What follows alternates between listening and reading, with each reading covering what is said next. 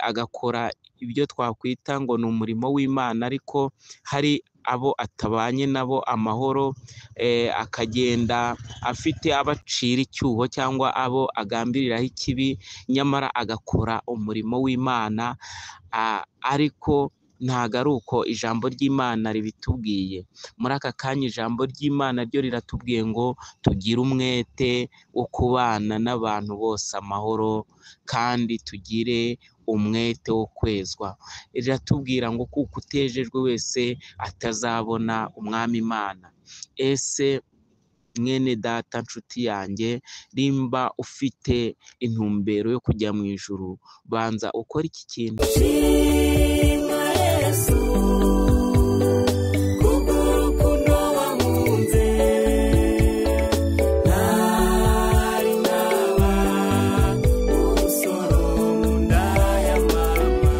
Ndabashuhuje mwese mu izina ry'umwami wacu Yesu Kristo, nimugire amahoro, kandi amahoro ava ku Mana Data n'umwana wayo n'umwuka wera bibe muri mwe.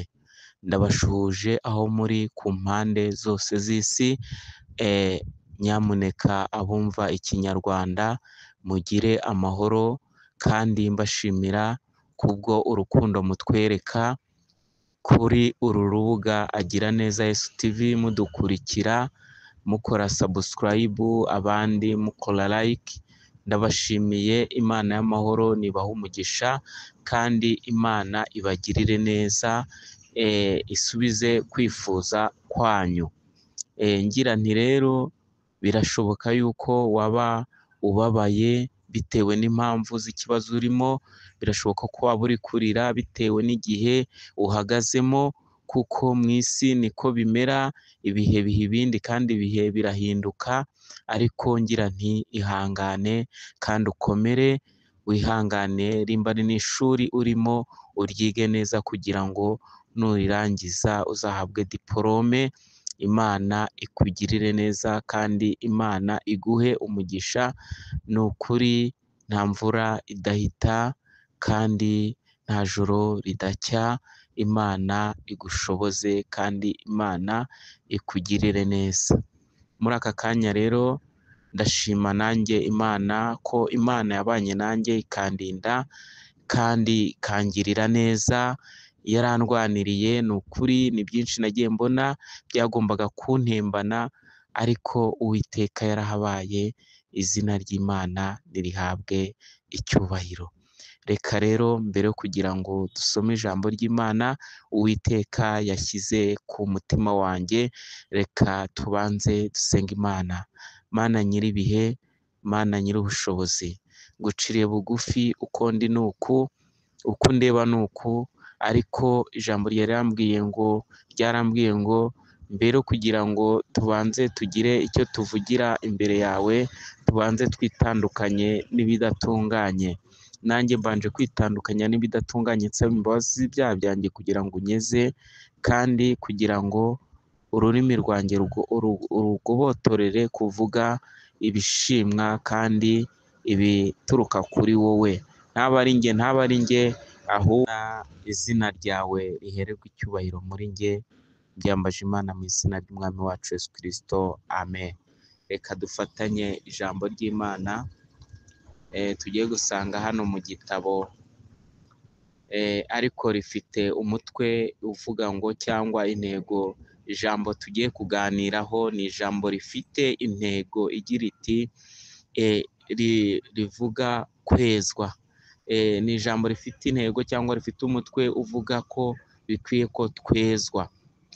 Turisanga mu gitabo cy'Abaheburayo, ibice ni 12 ku murongo wa 14. Handitse amagambo y'Imana agira ati, mugire umwete wo kubana n'abantu bose amahoro, n'uwo kwezwa, kuko utejejwe wese atazareba umwami Imana. Imana itugire neza.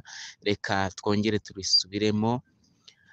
Mugire umwete wo kubana n'abantu bose amahoro, n'uwo kwezwa, kuko utejejwe atazabona umwami Imana idushoboze kandi Imana idufashe. Ijambo tugiye kuganiraho ni iri rivuga uburyo birakwiye ko tugomba kubana n'abantu bose amahoro kandi tukagira umwete wo kwezwa. Ni igihe abantu mu byumviro byabo cyangwa mu bitekerezo byabo bumva yuko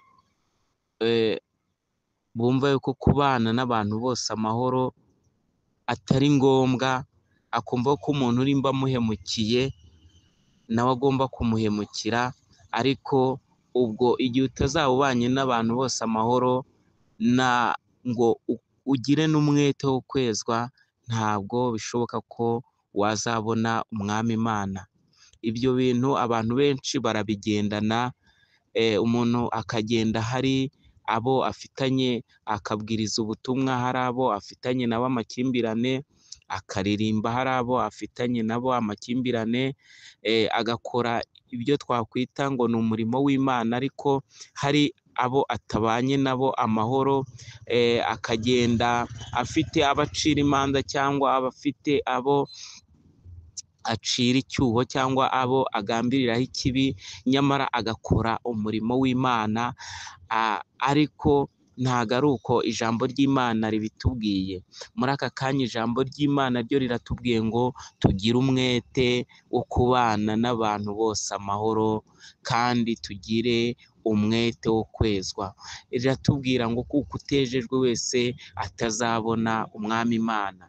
Ese mwene data, nshuti yanjye, nimba ufite intumbero yo kujya mu ijuru, banza ukore iki kintu cyo kwezwa, cyo kubana n'abantu bose amahoro, wifuze kwezwa, ukiranuke mu gato no mu kanini, wifuze gukiranuka mu nshuti zawe, wifuze gukiranuka mu bo muturanye, ugerageze gukiranuka mu bo muturanye, ugerageze kubana n'abantu bose amahoro, kuko utejejwe cyangwa udafite umwete wo kwezwa atazabona umwami Imana itugirire neza kandi Imana iturengere.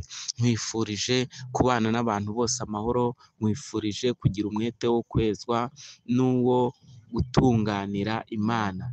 Umuririmbyi we yararirimbye aravuga ngo tunganira Imana ibihe byose, aho ugenda, mu byo uvuga, aho ugaragara, utunganira Imana. Ibyo mbikwifurije nanjye